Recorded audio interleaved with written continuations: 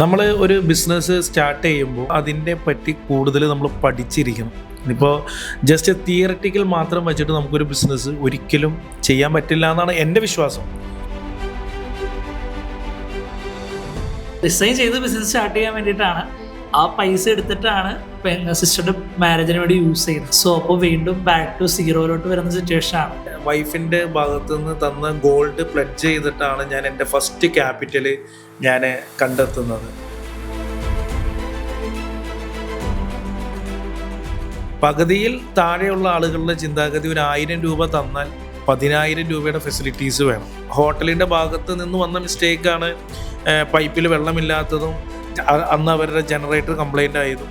അത് നമ്മൾ അപ്പം തന്നെ വേറൊരു ഹോട്ടലിലേക്ക് നമ്മൾ കസ്റ്റമറെ ഫുള്ള് മാറ്റി കസ്റ്റമറെ ഹാപ്പി ആക്കി തിരിച്ച് വന്നതിന് ശേഷം അവർ നല്ല കിട്ടുക്കൻ റിവ്യൂവും തന്നു. അതോടൊപ്പം തന്നെ കുറേ റെഫറൻസ് അവരുടെ ഭാഗത്ത് നിന്ന് നമുക്ക് കിട്ടിയിട്ടുണ്ട്.